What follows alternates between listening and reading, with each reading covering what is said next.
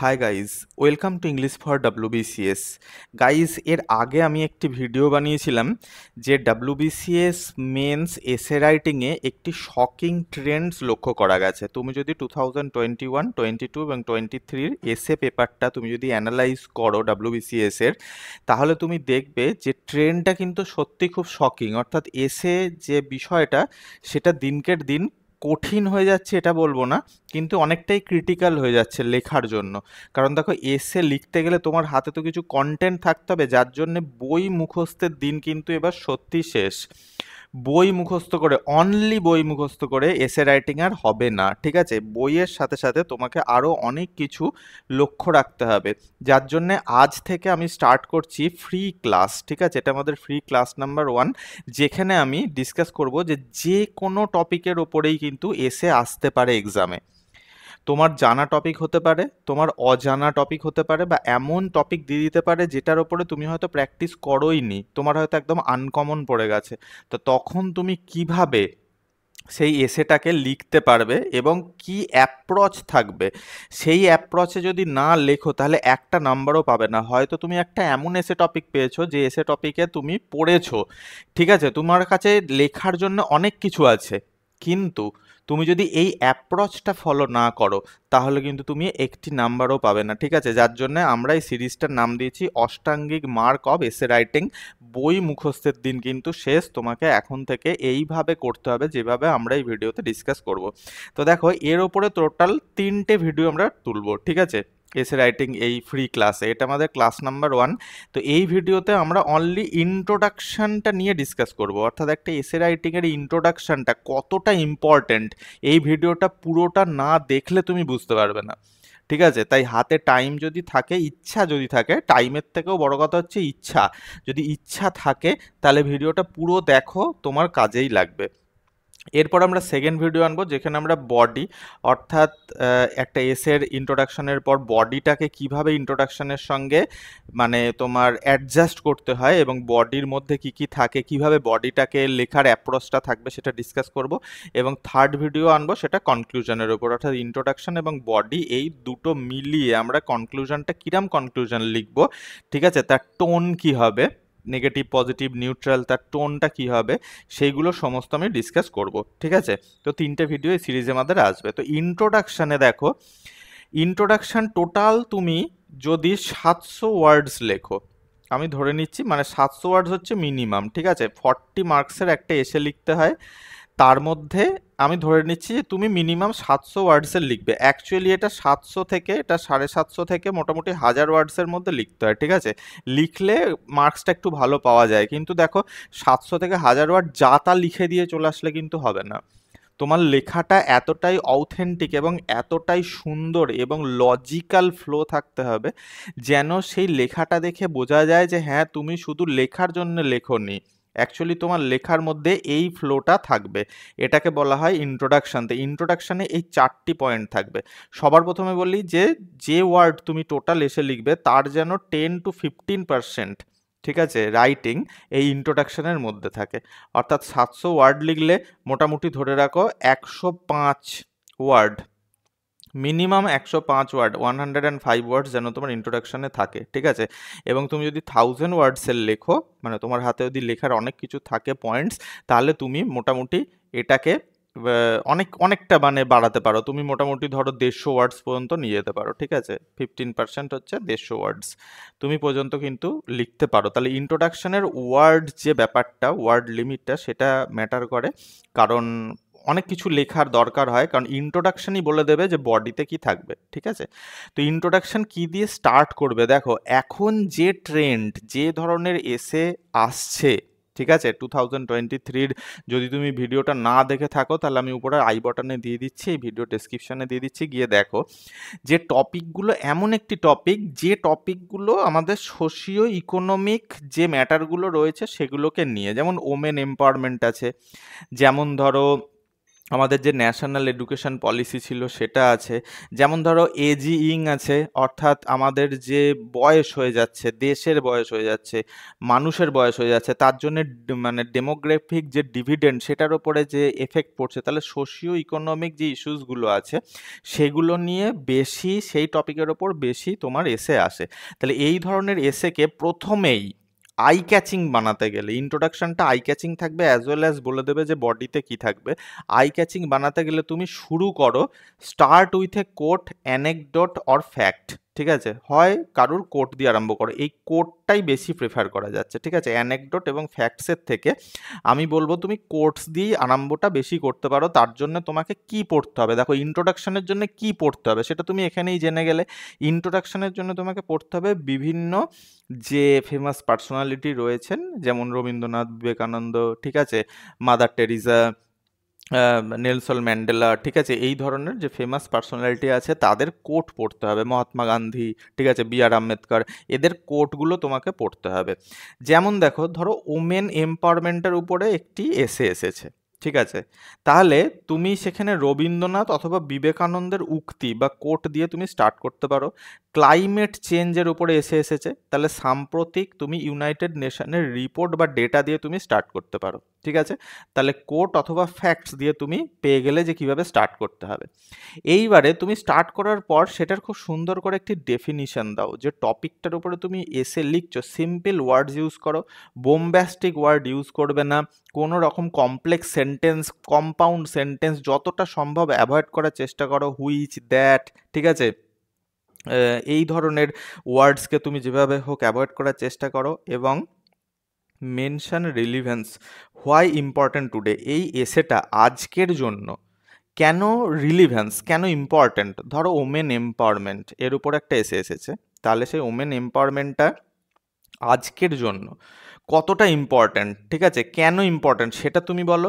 এবং lastly thesis statement, লেখার মূল দৃষ্টিভঙ্গি জানিয়ে দাও, যে তুমি এসেটা কেন লিখছো, মানে এই এসেটার বিষয়ে কি কি বডিতে থাকছে সেই লাইনটাকে থিসিস স্টেটমেন্ট বলা হয়, ইম্পর্ট্যান্স, ঠিক আছে, মূল যে দৃষ্টিভঙ্গি, ঠিক আছে, অর্থাৎ অ্যাজারশন যেগুলো থাকছে সেগুলো তুমি জানিয়ে দাও। তাহলে ইন্ট্রোডাকশনের মধ্যে এই 4টে পয়েন্ট তোমাকে ফলো করে কিন্তু লিখতে হবে। This is the framework. এই ফ্রেমওয়ার্কটা তুমি যদি ফলো না করো, তাহলে তুমি যাই লিখে নাও না কেন, তুমি কিন্তু নাম্বার ক্যারি করতে পারবে না। So first start with a quote or fact, and after that the definition of the topic in a simple sentences, mention relevance, why important the topic today, and the thesis statement, ঠিক আছে, অর্থাৎ মূল যে দৃষ্টিভঙ্গি কেন তুমি লিখছো, এটার মধ্যে আর কি কি থাকবে, বডিতে কি কি থাকবে সেই ধরনের, ঠিক আছে। ইন্ট্রোডাকশনটাকে যদি আমি আরও ব্রেকডাউন করি, তাহলে আমি তোমাকে আরও ভালোভাবে বোঝাতে পারবো। দেখো, ইন্ট্রোডাকশনের মধ্যে টোন হয় পজিটিভ রাখবে, নালে নিউট্রাল রাখবে, এখানে নেগেটিভ টোন কিন্তু দেবে না, ঠিক আছে। Do not use any kind of negative sentence or negative tone, ঠিক আছে। Positive or neutral, positive to neutral, P to N, positive to neutral tone সবসময় রাখবে। ইভেন যদি কোনো নেগেটিভ টপিকও হয়, তাহলেও তুমি চেষ্টা করবে যে সেটাকে পজিটিভ টু নেগেটিভ কীভাবে বানানো যায়। ধরো সাপোজ একটা এক্সাম্পল দিচ্ছি, অপারেশন সিন্দুর। অপারেশন সিন্দুর, তাহলে অপারেশন সিন্দুরটা একটা এমনই ঘটনা, যে ঘটনাটা টেরোরিস্টকে মারার জন্যে, টেরোরিজমকে চ্যালেঞ্জ করতে আমরা আমাদের ইন্ডিয়ার যে গভর্নমেন্ট সে মিলিটারি স্ট্রাইক করিয়েছে, উড়ির সেই সার্জিক্যাল স্ট্রাইকের মতো, ঠিক আছে।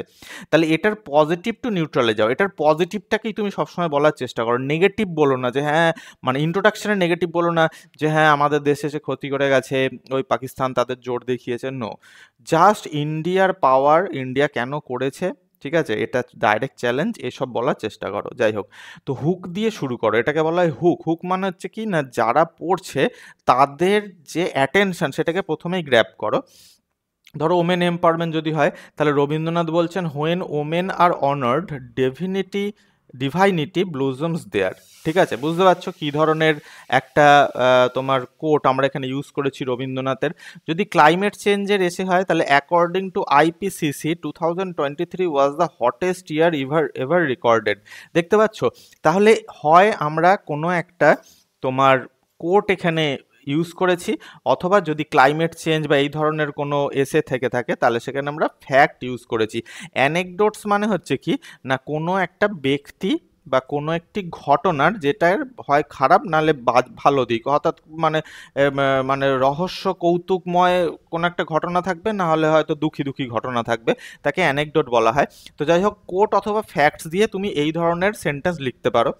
এরপর তুমি ডেফিনিশন দাও। ডেফিনিশনটা কি, যাতে এক্সামিনার মনে করে তুমি বেসিকটা ক্লিয়ারলি জানো।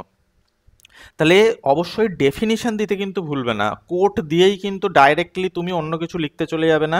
মাথায় রাখবে যে কোট দেওয়ার পর I have to write the definition, I have to define the topic in a very simple sentence. যেমন এখানে দেখো, women's empowerment simply means providing equal opportunity, dignity and rights to women in every sphere of life.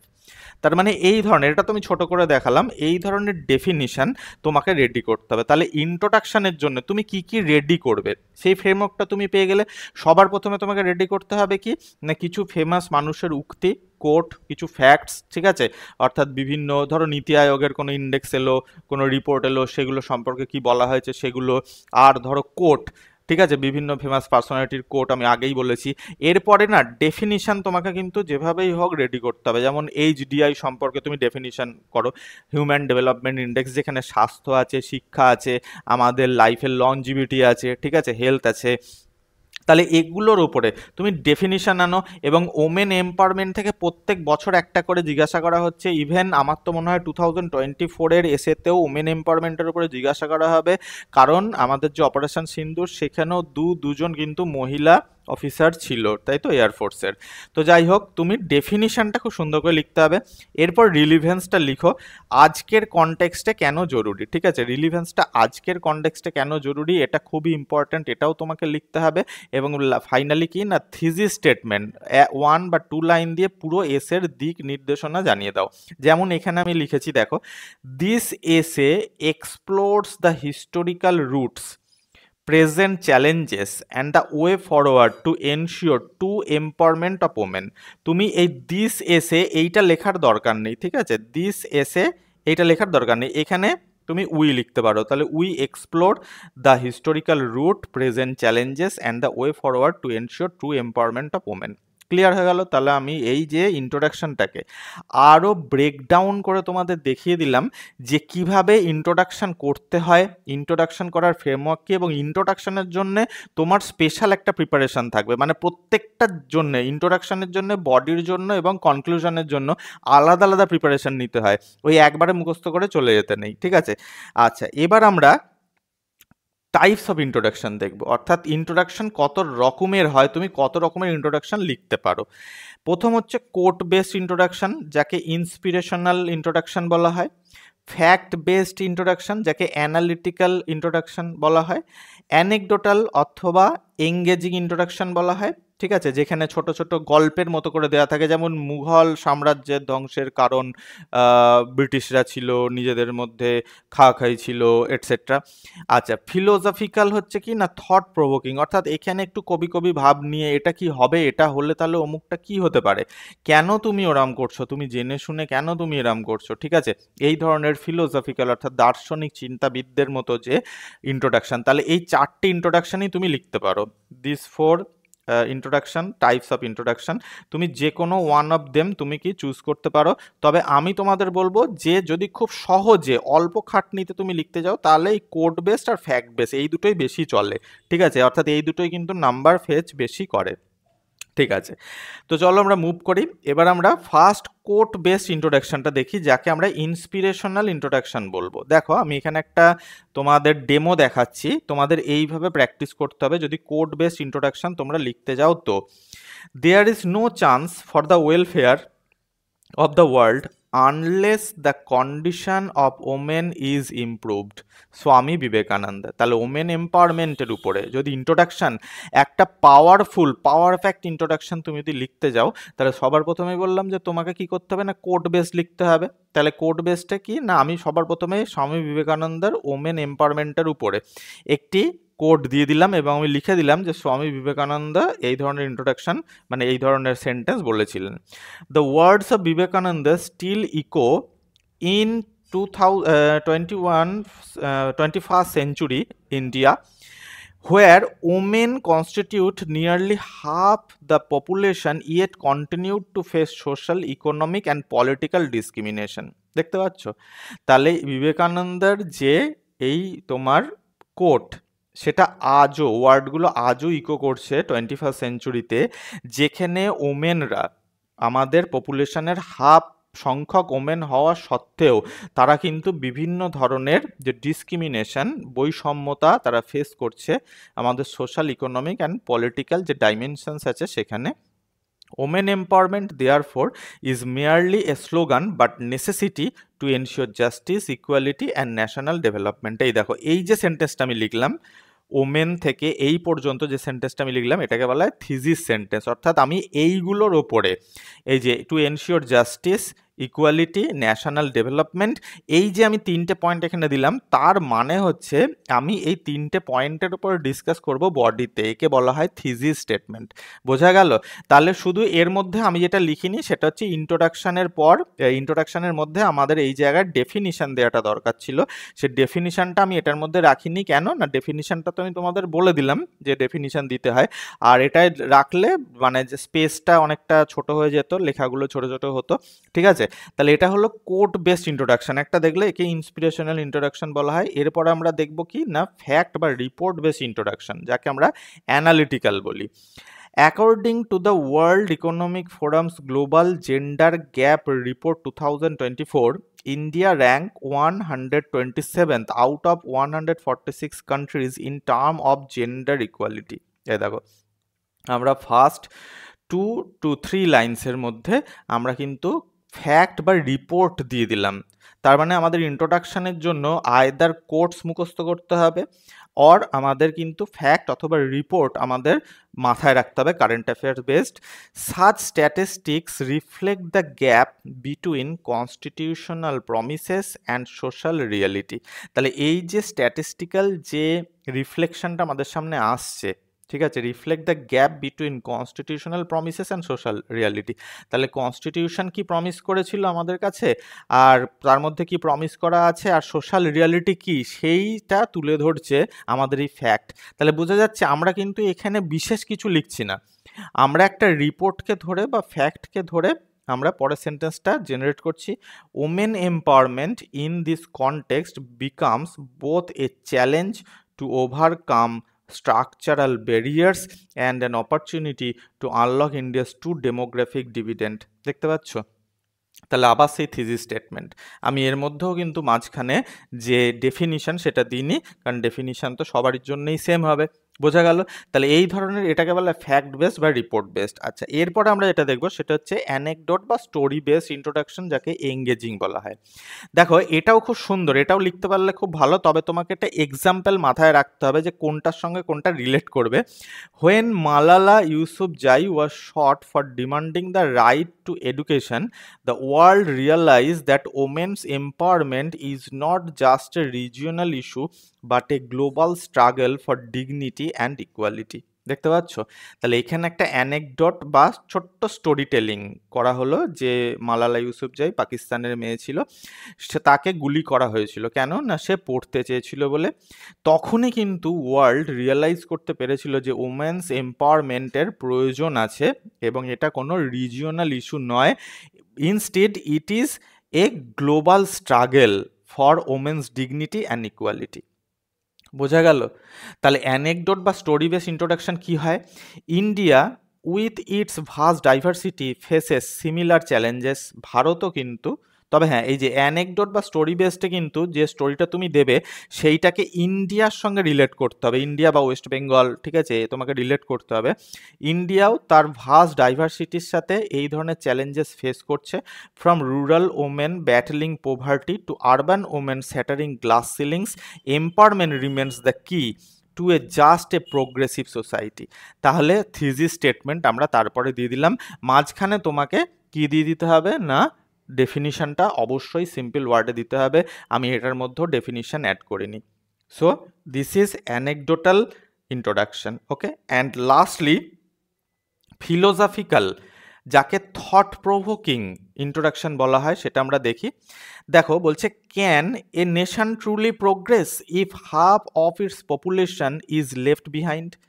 তাহলে আমাদের যে দেশ, আমাদের যে জাতি, সে কি সত্যি এগিয়ে যেতে পারবে যদি তার অর্ধেক পপুলেশন পিছনে পড়ে থাকে? Can democracy flourish if women are denied equal voice and opportunity? আমাদের যে ডেমোক্রেসি, সেটা কি ফ্লোরিশ করতে পারবে যদি ওমেনরা তাদের যে ভয়েস সেটা আমাদের ইকুয়ালি যদি না রেইজ করতে পারে, অথবা অপরচুনিটিসগুলো তারা মিস করে? Women empowerment is not merely about rights. Women empowerment শুধুমাত্র যে অধিকার তার লড়াই নয়, it is about রিডিফাইনিং the moral and social fabric of the nation. অর্থাৎ নেশনকে বুনতে যেটা দরকার হয় সেটাই হচ্ছে আমাদের কি না, সেটার ইমোরাল এবং সোশ্যাল ফেব্রিক হচ্ছে কি না এই women empowerment. India's journey towards empowerment reflect both ট্রায়াম্পস and struggles, making it one of the most significant issues of our Times. অর্থাৎ আমরা আবার থিসিস স্টেটমেন্টটা এখানে দিয়ে দিলাম, মাঝখানে তোমাদের ডেফিনিশনটা লিখতে হবে। তাহলে গাইজ, এই যে তুমি কমপ্লিট যে ভিডিওটা দেখলে, যারা যারা এই পর্যন্ত ভিডিওটা দেখলে, তাদের কাছে কিন্তু ইন্ট্রোডাকশনটা পুরোপুরি ক্লিয়ার হয়ে গেল। তারা বুঝে গেল যে পরীক্ষার হলে কোন ধরনের ইন্ট্রোডাকশন তোমাকে শ্যুট করছে, কোন ধরনের ইন্ট্রোডাকশন তুমি লিখবে, এবং কোন ধরনের ইন্ট্রোডাকশন লিখতে গেলে তোমাকে কি ধরনের প্রিপারেশন রাখতে হবে।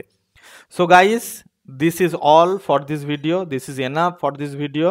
আমি এর পরের ভিডিওতে বডি নিয়ে ডিসকাস করব। যদি তোমার কোনো কোয়ারিজ থেকে থাকে তাহলে তুমি উপরে এই হোয়াটসঅ্যাপ নাম্বারে আমাদের সঙ্গে কন্ট্যাক্ট করতে পারো।